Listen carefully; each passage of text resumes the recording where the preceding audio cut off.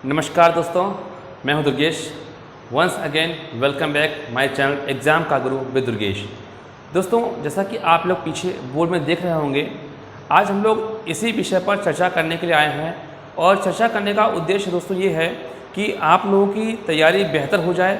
और चूँकि इसकी परीक्षा आपका अक्टूबर के आसपास इसका नोटिफिकेशन और फॉर्म भरने की विज्ञप्ति आ जाएगी दोस्तों, ठीक है। कुल मिला के नोटिफिकेशन आ जाएगा, आप अक्टूबर के फर्स्ट वीक में फॉर्म भरेंगे और 2-3 महीने के अंदर दोस्तों ये एग्ज़ाम आपका आयोग करा लेगा। तो चूँकि हम लोगों को तुरंत अभी से लगना पड़ेगा, इसलिए आज मैंने सोचा क्यों ना आपको इसके बारे में, जो इसका सिलेबस है, इसका क्या प्रारूप होता है, एग्ज़ाम कितने चरणों में होता है और क्या क्वालिफिकेशन होती है, इसके बारे में विस्तार से आप चर्चा करें।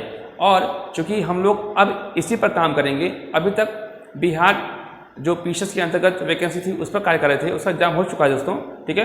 अब उसका रिजल्ट आने वाला है। लेकिन आगामी जो परीक्षा है आपकी यूपी पीसीएस की आरओ एआरओ एपीएस और बीईओ और यूपी पीसीएस की जो परीक्षाएं आएंगी, ठीक है, उसके लिए आज से ही हम लोग अपना शेड्यूल बना रहे हैं और कल से हम लोग इसको फॉलो करेंगे और चीज़ें बेहतर करने का प्रयास करेंगे, जिससे कि आपका एग्जाम के समय चीज़ें पूरी कंप्लीट हो और आपको परीक्षा निकालने में बहुत ही आसानी हो, ठीक है दोस्तों।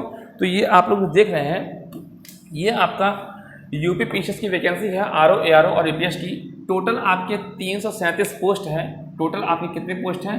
337 पोस्ट हैं दोस्तों, ठीक है। तो ये पद है आपका, ठीक है। और इसकी जो आपकी जो वैकेंसी आएगी जहाँ तक है अक्टूबर के फर्स्ट वीक में दोस्तों, फर्स्ट वीक में आपका जो है ये फॉर्म फिलअप करने के लिए आ जाएगा, ठीक है।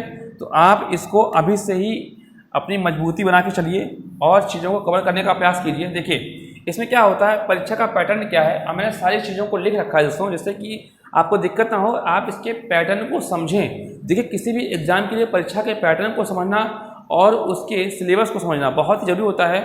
जब पैटर्न और सिलेबस समझ लेते हैं तो आप लोग बेहतर करने का प्रयास करते हैं और हम लोग आपके साथ लगेंगे और आपको इतना अच्छा इसमें हम लोग श्रम कर देंगे कि वास्तव में आपको लगेगा कि हाँ, मेरी तैयारी कंप्लीट है।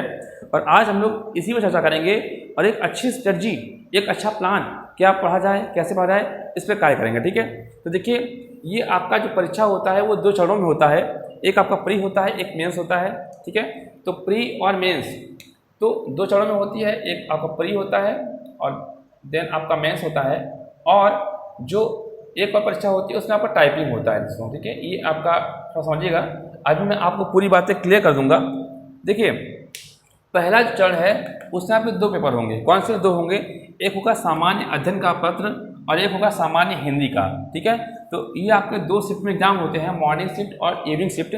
तो मॉर्निंग शिफ्ट में जो आपका एग्जाम होगा पहला सामान्य अध्ययन, ये आपके टोटल जो क्वेश्चन होंगे 140, जी हाँ दोस्तों, 140 क्वेश्चन, ठीक है, होंगे। और आपको समय मिलेगा 2 घंटे, 2 घंटे। और ये ऑब्जेक्टिव टाइप क्वेश्चन होते हैं, निगेटिव मार्किंग होती है इसमें, 1/3 निगेटिव मार्किंग होती है, यहाँ लिखा हुआ है 0.33, ठीक है। सेकंड जो आपका रहेगा सामान्य हिंदी का पत्र रहेगा और इसमें टोटल 60 क्वेश्चन होते हैं। यही बहुविकल्पी होता है, ऑब्जेक्टिव होता है और इसके समय होता है आपके पास 1 घंटा, ठीक है। तो टोटल आपके 200 क्वेश्चंस होते हैं, ठीक है, 200 क्वेश्चंस होते हैं दोस्तों। और 200 क्वेश्चन से आपकी जो है मेरिट बनती है। इस मेरिट में लोग जो पास होते हैं, जो कट ऑफ में आते हैं, उनका एग्जाम होता है सेकंड लेवल का। सेकंड लेवल जो होती है उसको मेंस कहा जाता है दोस्तों। और मेंस में आपके जो है 3 पेपर होते हैं। एक होता है सामान्य हिंदी का, एक होता है हिंदी का और एक होता है हिंदी निबंध का, ठीक है। 3 पेपर होते हैं। तो पहला आपका सामान्य अध्ययन, जो कि यहाँ था सेम यही होता है, बस यहाँ क्वेश्चन की मात्रा में कमी होती है। यहाँ आपके 120 क्वेश्चन होते हैं, 120 क्वेश्चन होते हैं, ठीक है दोस्तों। और आपको समय मिलता है 2 घंटे का, ठीक है। ऐसे हिंदी शासकीय, जो हिंदी होता है उसमें शासकीय पत्र, अशासकीय पत्र, व्याकरण से संबंधित शब्द आते हैं, वो आपके जो होते हैं 60 वहाँ जो है नंबर का होता है। और ऐसे ही एक आता है हिंदी निबंध, यहाँ आपको 3 मुख्य निबंध लिखने के लिए देते हैं और तीनों निबंध आपके जो है 40-40 क्वेश्चन के होते हैं। टोटल आपके 120 क्वेश्चन का आपका निबंध होता है। ये आपका 2 प्रोसेस हो गया। पहला चरण आपका 2 एग्जाम और सेकंड में आपके 3 एग्जाम। जब आप इन दोनों परीक्षा को क्लियर करते हैं दोस्तों, चूँकि जो मेरिट बनती है आपकी, फाइनल जो मेरिट बनती है आपकी, वो आपकी मेंस पर ही बनती है, ठीक है। पहला चरण केवल क्वालिफाइंग मार्क्स होता है, स्केलिंग होता है, क्वालिफाइंग होता है। जब इसे क्वालिफाई कर लेंगे आप, तो सेकंड चरण में जो आपका पेपर होता है, उसी के आधार पर आपकी जो है मेरिट बनती है। तो कुल मिला के आपकी जो मेरिट बनती है वो आपकी बनती है 400 जो क्वेश्चन होते हैं 400 नंबर पे मेरिट बनती है। और इसकी जो मेरिट हो जाती है दोस्तों 250 से लेके 300, 250 से लेके 300 के आसपास जो है कट ऑफ जाती है। अगर आप इतना ले आते हैं तो आप आरओ के लिए क्वालिफाई होते हैं। और इसमें दूसरी जो परीक्षा होती है वो दोस्तों एआरओ की होती है। अगर आपका नंबर कम आता है तो आप एआरओ के लिए क्वालिफाई होते हैं, और जब आप एआरओ के लिए क्वालिफाई होते हैं दोस्तों तब आपका होता है टाइपिंग टेस्ट। ठीक है, आरओ के लिए आपके टाइपिंग टेस्ट नहीं होता दोस्तों, आरओ के लिए सिर्फ आपका ये 3 पेपर होता है, इसी पर मेरिट बनती है। अगर आपके अच्छे नंबर आएंगे तो आरओ बन जाएंगे, अगर नंबर कम आते हैं तो आपका एआरओ के लिए क्वालिफाई होता है, एपीएस के लिए, और एआरओ में दोस्तों होता है टाइपिंग टेस्ट। ठीक है, इस तरीके से आप जो है ये समझ गए होंगे कि ये पैटर्न किस तरीके का है। और जो पे स्केल जो होता है दोस्तों, पे स्केल अच्छा होता है इसका, 4600 जो ग्रेड पे होता है वो आपका एआरओ एपीएस का होता है, और जो आरओ होता है वो आपका 4800 ग्रेड पे होता है दोस्तों, सैलरी अच्छी होती है। और जो आपका आरओ होता है दोस्तों ये एक गजेस्टेड जो है ऑफिसर होता है। ठीक है, तो इस प्रकार से एक राजपत्रित अधिकारी होता है आरओ। ठीक है, तो ये आपका टोटली परीक्षा का जो पैटर्न है किस तरीके से पूछा जाता है, क्या होगा ये है। अब आपने इसके पैटर्न को समझ लिया होगा तो हम जानने का प्रयास करेंगे कि पेपर में आता क्या है। देखिए, जो सामान्य अध्ययन जो पहला पेपर आपका होगा ये वाला, और ये सेकंड में आपका ये होगा। ठीक है, जैसा आप देख रहे होंगे तो सामान्य अध्ययन का एक यहाँ क्वेश्चन है और सामान्य अध्ययन का आपका मेंस में है, तो इन दोनों को फॉलो करेगा आपका ये लेवल। सामान्य अध्ययन में आपके आएगा इतिहास, आएगा भूगोल, विज्ञान, पर्यावरण, ईपी, स्पेशल करंट और सेंसस। होता है एक अर्थव्यवस्था का भी क्वेश्चन दोस्तों, लेकिन अर्थव्यवस्था हम लोग उतना डीप पढ़ते नहीं हैं, अर्थव्यवस्था हम लोग करंट में ही इंक्लूड करते हैं, करंट में ही, क्योंकि जो अर्थव्यवस्था इकोनॉमी होता है वो इकोनॉमी करंट पर बेस्ड होता है। ठीक है, तो करंट में आपकी बजट और सर्वे वो आपको कंप्लीट कर देंगे। ठीक है, और जो सेकंड पेपर होता है हिंदी का, उसमें 6 टॉपिक आते हैं। कितने? 6 टॉपिक आते हैं। पहला आपका विलोम, तत्संतर्भाव, पर्यायवाची, अनेकार्थी, विशेष विशेषण और शुद्ध और अशुद्ध वर्तनी। तो इस तरीके से आपका ये पैटर्न होता है। और दोस्तों इसी पैटर्न को हम कंप्लीट कैसे करेंगे इसकी स्ट्रेटजी आज मैं बताऊंगा आपको, और कल से हम इस पर कार्य करेंगे। और मेरा विश्वास है अगर आपने मेरी स्ट्रेटजी को फॉलो कर लिया, तो आपकी एक सीट पक्की होगी दोस्तों। देखिए, मैं बताने का प्रयास करता हूँ। देखिए, जो इतिहास है, तो इतिहास में क्या पढ़ा जाए, इतिहास बहुत लेंदी है दोस्तों, लेकिन इतिहास में क्या पढ़ा जाए। देखिए, इतिहास में आपको 2 चीज़ पढ़नी है, सिर्फ और सिर्फ 2 चीज़ आपको इतिहास में पढ़नी है। पहली तो आपको देखिए, इतिहास में अगर आपने स्पेक्ट्रम लिया हो, आधुनिक इतिहास का स्पेक्ट्रम आता है, आपने अगर उसको पढ़ लिया है, आधुनिक इतिहास का स्पेक्ट्रम, किसका? आधुनिक। ठीक है, जिस पर मैं फोकस करने का प्रयास कर रहा हूँ आप उसी को देखिएगा। तो आधुनिक इतिहास का आप क्या लेंगे? स्पेक्ट्रम लेंगे। ठीक है, स्पेक्ट्रम, और प्लस इसके साथ क्या करना है दोस्तों, इसके साथ आपको जो है, जो आपका घटना चक्र है, घटना चक्र जो आपको आता है, घटना चक्र का सेट आता है, तो इतिहास का जो घटना चक्र है वो आप लोग प्राचीन, मध्यकालीन और आधुनिक इतिहासों के जो प्रश्न पूछे गए हैं उन प्रश्नों को आप बार बार पढ़ेंगे। देखिए, 2 ही चीज़ करना है इसमें आपको। इतिहास के लिए, आधुनिक भारत का इतिहास के लिए आपको स्पेक्ट्रम पढ़ना है, क्योंकि आधुनिक भारत के इतिहास से ही आपके प्रश्न होते हैं। क्योंकि इसमें सिलेबस लिखा हुआ है स्वतंत्रता आंदोलन, ये आंदोलन आपका आधुनिक भारत में था, इसलिए आधुनिक भारत को आप लोग ज़्यादा महत्व दीजिएगा। और घटना चक्र में आप प्राचीन, मध्यकालीन और आधुनिक इतिहास के प्रश्नों को लगाइएगा, तो यहाँ से आपका हो जाएगा। और घटना चक्र को कंप्लीट मैं कराऊंगा। ठीक है, घटना चक्र को कंप्लीट मैं कराऊंगा डेली, एक लेक्चर के माध्यम से, टॉपिक के माध्यम से, सब्जेक्ट वाइज। ठीक है, और भूगोल में क्या करना है, भूगोल में आपको कुल मिला के कुछ नहीं करना है। भूगोल में आपको मेरी जो सीरीज चल रही है वर्ल्ड ज्योग्राफी की, आप उसको देखिएगा। ठीक है, वर्ल्ड ज्योग्राफी से क्या है दोस्तों, प्रश्न पूछे जाते हैं, घास के मैदान, पर्वत, पठार, जलधाराएं। ठीक है, इस तरीके के प्रश्न आते हैं। किसी जगह, स्पेसिफिक जगह को आप दे देगा लोकेशन टेस्ट करने के लिए, तो आपका विश्व का भूगोल देखिएगा, और भारत के भूगोल से संबंधित जो भी प्रश्न आएंगे उसको मैं कवर कराऊंगा आपका।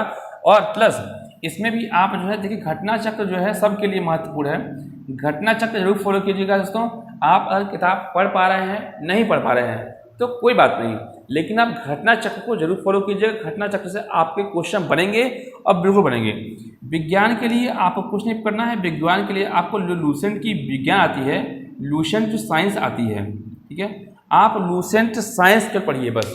लूसेंट की साइंस आप पढ़ डालिए, चाहे वो आपका ROAR हो, चाहे PCS हो, चाहे UPSC हो, सारे क्वेश्चन कवर हो जाएंगे। ये आपका विज्ञान है।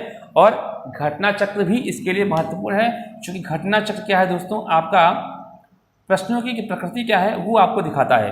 पर्यावरण कुछ नहीं करना आपको, पर्यावरण आपको केवल घटना चक्र जो लेटेस्ट आई है आपकी 2023 वाली, आप उसको ले लीजिए, पर्यावरण कंप्लीट है। ठीक है। यूपी स्पेशल के लिए मैं आपको कवर कराऊंगा। यूपी स्पेशल की बुक भी आती है, घटना चक्र की आती है, उसको आप ले लीजिएगा, पढ़ लीजिएगा उसको। ठीक है। बाकी देखिए आप लोग पढ़ाई करिए खुद से, लेकिन मैं भी आपको इस स्ट्रेटजी को कैसे फॉलो करना है और घटना चक्र में सारे घटना चक्र कंप्लीट करने का प्रयास करूंगा और आपकी पढ़ाई इससे बेहतर होगी। देखिए आप किताब पढ़िए, एक किताब पढ़िए और उसके प्रश्नों को लगाइए, बस यही तरीका है किसी एग्जाम को क्रैक करने का दोस्तों। ठीक है। यूपी स्पेशल जो करंट रहेगी, तो करंट आपका जो लगभग एक साल करंट अफेयर्स आता है, तो करंट अफेयर्स मैं आपको कराऊंगा। ठीक है। करंट अफेयर्स मैं आपको कवर कराऊंगा। ठीक है। सेंसस जनगणना, चूंकि दोस्तों अभी तक हमारे सामने 2011 की जनगणना है, 21 की जनगणना अभी तक कंप्लीट नहीं हुई है, तो वर्तमान में 2011 की जनगणना के हम पढ़ेंगे और 2021 की जो करंट अफेयर्स की जो गणना का जो मोटो होगा, जो चीज़ें होंगी, जो टॉपिक्स, जो इंपॉर्टेंट फैक्ट्स होंगे, उसको मैं करने का प्रयास करूँगा। ठीक है। तो इस प्रकार से हम लोग सामान्य अध्ययन की तैयारी करेंगे। बहुत ज़्यादा किताबों के ऊपर, बहुत ज़्यादा सोर्स के ऊपर आप मत पढ़िएगा, सिर्फ यही सोर्स आप फॉलो कीजिए। अगर आपको लगता है कि मैं सही बोल रहा हूँ तो आप इसको फॉलो कीजिए और देखिएगा, अगर आपने इस चीज़ को फॉलो कर लिया तो विश्वास मानिए कि आप लोग जो है बेहतर रहेंगे सबसे। ठीक है। और हिंदी में क्या करना है, हिंदी का टॉपिक मैं आपको कवर कराऊंगा। जो महत्वपूर्ण विलोम होंगे, तत्सम तत्सम, पर्यायवाची, अनेकार्थी, शुद्ध अशुद्ध जो वर्तनी होती हैं, जो इम्पोर्टेंट क्वेश्चंस आते हैं, मैं उनका टॉपिक अलग अलग डेली क्या जब एग्जाम आने वाला होगा उसमें हिंदी को कराएंगे। अभी हम फिलहाल में आपका सामान्य अध्ययन को कवर करते हुए चलेंगे। ठीक है। देखिए इसमें एक चीज छूट रही थी, इसमें एक चीज छोटी है, ये आपका है राज्य व्यवस्था। कौन सा है आपका, पॉलिटी। तो पॉलिटी के लिए भी आपका घटना चक्र। ठीक है। कुछ नहीं करना है, घटना चक्र अगर आपको पढ़ना है तो लक्ष्मीकांत पढ़ लीजिए, लेकिन मेरी राय है कि लक्ष्मीकांत एक बार पढ़ना हो पढ़ लीजिए, बाकी आप अगर घटना चक्र लगा लेंगे तो आपका लक्ष्मीकांत जी पढ़ने की आवश्यकता बिल्कुल नहीं है। दोस्तों हमको प्रश्नों को समझने का और प्रश्नों के उत्तर देने का इतना अच्छा हम लोग को अपना दिमाग सेट करना होगा कि हम लोग को बहुत सोर्स के ऊपर डिपेंड नहीं होना है। हमको एक ऐसी स्ट्रेटजी अपनानी है कि हम पढ़ें वही जो पेपर के हिसाब से महत्वपूर्ण हो, और वो मैं आपको कराने का प्रयास करूँगा। और मैं बिल्कुल, मुझे पता है, मुझे अनुभव है कि हम लोग को क्या पढ़ना है, क्या छोड़ना है। देखिए दोस्तों, किसी भी एग्जाम को क्रैक करने के लिए सबसे महत्वपूर्ण बात होता है कि हमको छोड़ना क्या है। आपने अगर इस चीज़ को जान लिया कि छोड़ना क्या है, तो आप विश्वास मानिए आप लोगों का जो क्रैक करने का जो तरीका है वो आप कोई भी एग्जाम हो आप लोग क्रैक कर लेंगे। ठीक है। तो छोड़ना क्या है ये मैं आपको बताऊंगा। ठीक है। और पढ़ना क्या है वो आप लोगों को बता दिया गया है, और जो पढ़ना है उसके साथ साथ घटना चक्र, अभी फिलहाल में घटना चक्र की पूरी सीरीज मैं आपको कंप्लीट कराऊंगा। लगभग 10-12 वीडियो होंगे अलग अलग विषय के, उन वीडियो को आप देख लेंगे तो आपका घटना चक्र कंप्लीट रहेगा। आप किताबों को पढ़ते रहिए। ठीक है। समय बहुत कम है, क्योंकि अभी सितंबर आ गया है, अगले महीने आपकी वैकेंसी आ जाएगी और 2 महीने के अंदर वो तैयारी मतलब एग्जाम का देगा। तो आपके पास लगभग 4 महीने का समय है। 4 महीने मतलब आपके पास 120 दिन, लगभग 120 दिन आपके पास समय है, और 120 दिन के अंदर आपको ये पूरा चीज़ कंप्लीट करना है, और वो मैं आपको कंप्लीट करूँगा। ठीक है दोस्तों, तो आप लोग इस चैनल में बने रहिए और कल से हम इस चीज़ को फॉलो करेंगे। मुझे लगा कि आपको पैटर्न और चीज़ें बता देनी चाहिए, जिससे आप लोग भी तैयार हो जाइए कि हमको पढ़ना क्या है क्या नहीं पढ़ना है। ठीक है दोस्तों, नमस्कार।